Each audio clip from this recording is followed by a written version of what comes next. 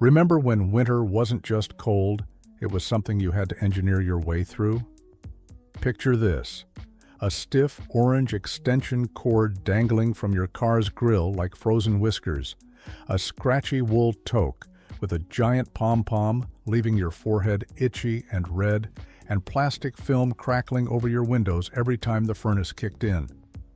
This was Canada in the 60s and 70s.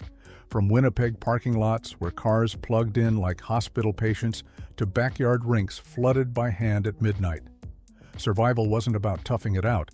It was about clever tricks passed down block by block. Today, we're diving into 10 things Canadians did to survive winter in the 60s and 70s. Block heaters and pedestal parking drive through any Winnipeg parking lot on a January morning in 1972, and you'd see rows of cars connected to metal pedestals like patients hooked to IVs. Those orange cords weren't decorations. They were survival tools. Block heaters warmed the engine block overnight, keeping oil from thickening into molasses and batteries from dying in the cold. Carbureted engines hated deep freezes. Without that preheat, you'd turn the key to nothing but a sad clicking sound. Workplaces, apartment complexes, and even shopping malls installed plug-in pedestals so employees and customers could keep their vehicles alive during shifts. Manitoba Hydro and other utilities promoted timed plug-ins to manage electrical draw during peak evening hours. It became a ritual: park, pop the hood, plug in, and pray the cord didn't crack in the cold. Why did it fade? Fuel injection systems arrived in the late 70s and 80s, making cold starts easier. Better batteries and improved engine technology reduced the desperate need for overnight warming. Urban garages became more common too, but if you grew up in the 60s and 70s, you remember that cord and the panic when you forgot to plug in. Storm windows and plastic shrink film. Fall in the 60s meant one thing: storming the house. Families hauled wooden storm windows from basements and screwed them over leaky sashes, creating double barriers against the cold. By the 70s, plastic shrink film kits became the new standard. You'd tape clear plastic over window frames, then tighten it with a hairdryer until it looked almost invisible. Why? Because post-war homes leaked heat like sieves. Single-pane windows offered little insulation. The 1973 energy crisis made conservation urgent and personal. Heating oil prices spiked. Families couldn't afford to warm the outdoors, so they sealed every crack, re-caulked every seam, and smoothed plastic film that crinkled when the furnace cycled on. Installing storm windows was a family event, scraping old caulk, wrestling with warped frames, arguing over which side went up. Kids watched frost trace delicate feathers on the outside pane while warmth pressed against the plastic inside. Why did it fade? Double-glazed and triple-glazed windows arrived in the late 70s and 80s. Building codes tightened. Modern homes were born tight and stayed tight. But if you remember the hairdryer ritual every October, you're a true veteran of Canadian winter prep. Telling and preparing this video took us a lot of time, so if you are enjoying it, subscribe to our channel. It means a lot to us. Now, back to the video. Stanfield's and scratchy wool before modern synthetics. Wool ruled winter. One-piece union suits, those classic long johns with the infamous back trap door, were standard issue for Canadian men, women, and kids. Add thick wool socks and a pom-pom toque, and you had the national winter uniform. Stanfield's, made in Truro, Nova Scotia, became synonymous with warmth. Factory workers, farmers, and hockey players swore by wool because it kept you warm even when damp. Sweating in a wool union suit was miserable. Sure, it itched, it smelled, and it clung, but it worked. That's what mattered when you were walking to the bus stop in -20 or working outside all day. Wool toques with giant pom-poms weren't fashion statements. They were functional. The pom-pom added extra insulation on top, and the thick knit kept ears from freezing solid. Laundry day meant clotheslines sagging with red union suits, navy work socks, and damp toques dripping onto the snow below. Why did wool fade? Late 70s technology brought polypropylene and blended synthetic layers, lighter, less itchy, and faster drying. Indoor heating improved, commutes shifted to heated cars and buses, wool became optional instead of essential. But if you remember that scratchy itch and the smell of wet wool drying on a radiator, you lived it. Studded snows and tire chains. Winter tires in the 60s and 70s didn't just have tread, they had teeth. Studded tires, rubber embedded with metal studs, bit into ice like cleats on a hockey rink. On untreated rural roads and concessions, studs were the difference between making it home and sliding into a ditch. Delivery trucks, school buses, and family sedans relied on them every January. Some drivers even carried tire chains for the worst glare ice, metal links that wrapped around tires and clanked loudly as you drove. Installing chains meant lying in slush, wrestling frozen metal, and hoping you got the tension right before the chain flew off at speed. Why did studs fade? Provinces noticed something. Studded tires chewed up pavement. On highways and city streets, studs carved grooves that cost millions to repair. Ontario moved against studs in the early 70s. Other provinces followed with bans or restrictions. Meanwhile, radial tire technology improved winter grip without the damage. Modern winter tires with aggressive tread patterns and rubber compounds that stayed flexible in cold replaced the old studded bruisers. But if you remember the metallic crunch of studs on bare pavement or the clink, clink, clink of chains echoing through your wheel wells, you know what real winter driving sounded like. Felt pack boots and the bread bag trick. Canadian kids in the 60s and 70s knew the drill. Pull on thick wool socks, slide a Wonder Bread bag over each foot, then jam your feet into heavy felt pack boots. The plastic bag barrier kept boot liners dry when you trudged through snow, slush, and puddles on the way to school. Felt pack boots, made by companies in Ontario and across Canada, had removable felt liners that soaked up moisture like sponges. After a day of snow forts and walking home through drifts, those liners came out sopping wet. Kitchens and mudrooms featured radiators lined with steaming liners, filling the house with the smell of damp wool and rubber. The bread bag trick was genius. Slip the plastic over your socks, and the liner stayed dry. Your feet stayed warm. Mom's laundry pile stayed manageable. It was a hack passed from kid to kid, block to block. Why did it fade? Boot technology improved in the late 70s. Waterproof membranes and lighter composite materials reduced soak-through. Better snow pants and gaiters sealed the gap between boots and pants. Felt liners became old-fashioned relics. But if you remember that slippery plastic crinkle or the sight of a stack of bread bags beside the back door, you earned your winter stripes. Sandbags in the trunk, kitty litter in the boot pop, the trunk of any rear-wheel drive sedan in the 60s or 70s, and you'd find two 50-pound sandbags nestled in the back. Why? Weight. Rear-wheel drive cars were notoriously light in the back, making them squirrely on ice and snow.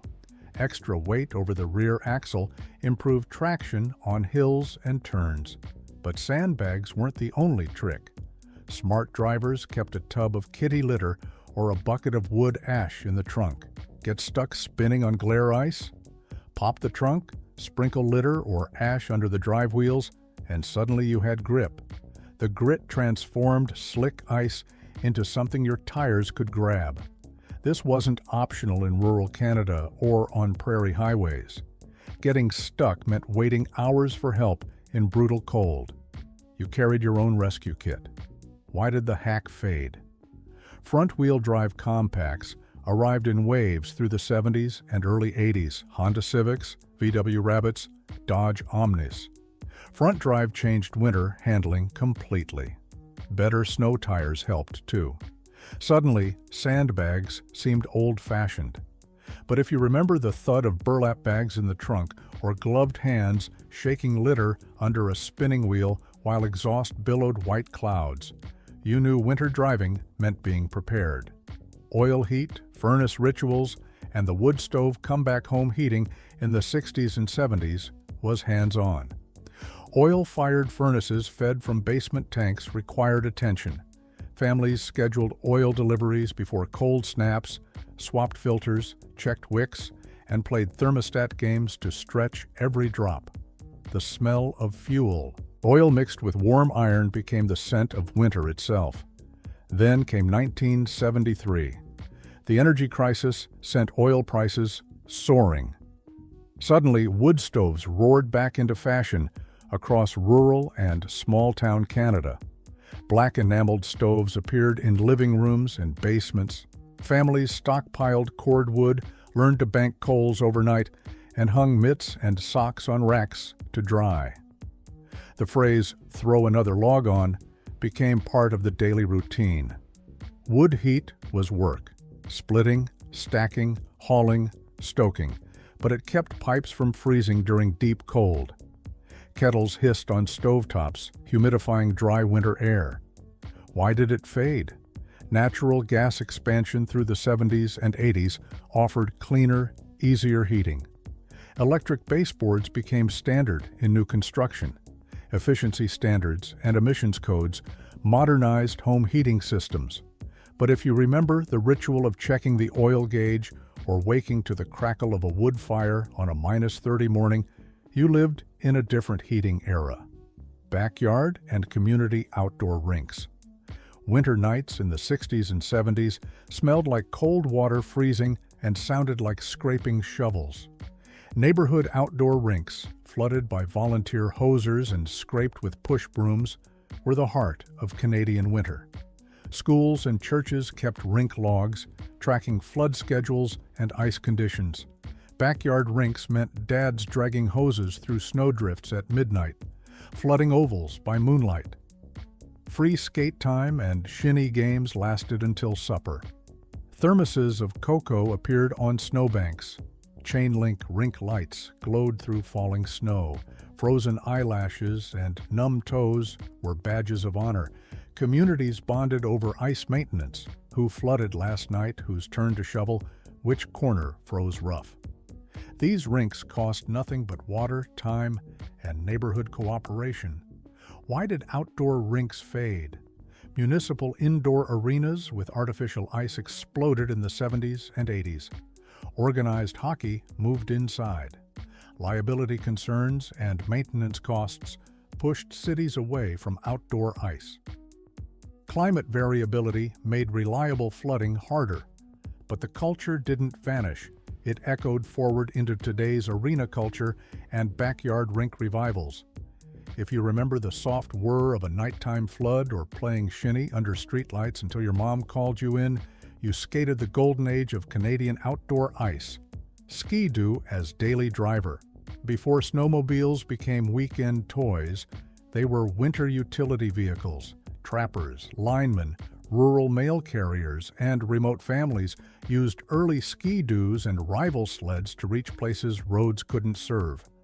One-piece snowmobile suits with bubble visors became work gear, not fashion. Bombardier's Ski-Doo led the charge in the 60s. These machines stitched remote communities together when winter roads closed or didn't exist. Families hitched wooden toboggans behind sleds, hauling groceries, milk, and supplies across frozen lakes, and unplowed concessions. The sled wasn't for fun. It was how you got bread, checked trap lines, or reached the nearest town. Why did snowmobiles shift to recreation? Road clearing equipment improved. Winter maintenance reached deeper into rural Canada. Four-wheel drive pickups became more rugged and reliable. Regulations evolved, separating work use from recreational riding. By the 80s, snowmobiles were mostly weekend machines for trail riders and ice fishermen. But if you remember a family sled loaded with groceries and tied down tarps, or a mail carrier arriving on skis instead of wheels, you witnessed snowmobiles as lifelines, not luxuries. Draft stoppers, storm doors, and sealing the milk chute Older homes in the 60s and 70s leaked cold like they were built from screens. Every seam, crack, and threshold mattered. Rolled fabric draft snakes, sometimes sewn by hand, sometimes store-bought, lay along door bottoms, blocking the icy breeze that snuck underneath. Aluminum storm doors created chilly vestibules, adding a second barrier before you entered the house. And then there was the milk chute, a small square hatch in the wall where milkmen once delivered glass bottles. By the 70s, milk delivery was fading, but those chutes remained, leaking Arctic blasts straight into kitchens. Smart homeowners stuffed them with pink fiberglass insulation or sealed them permanently with wood and caulk. Parents armed with rope caulk, foam tape, and old towels battled the east wind that found every weakness. Sealing the house was a fall ritual, as essential as putting up storm windows. Why did these hacks fade? Home air sealing technology improved, building codes tightened, energy audits became standard, milk delivery routes vanished entirely, and renovations sealed chutes for good. Modern entryways and weather stripping made draft snakes unnecessary. But if you remember a handmade draft snake against a hardwood threshold or someone tucking pink insulation into a tiny wall hatch, you lived in a draftier, colder time. If this brought back memories, hit that like button. It helps us share more Canadian nostalgia with folks who lived it. Subscribe so you never miss our next trip down memory lane, whether it's forgotten snacks, vanished stores, or the gear that defined growing up in Canada. Got a winter hack we missed? Tell us in the comments. We read everyone. Thanks for watching, and stay warm out there.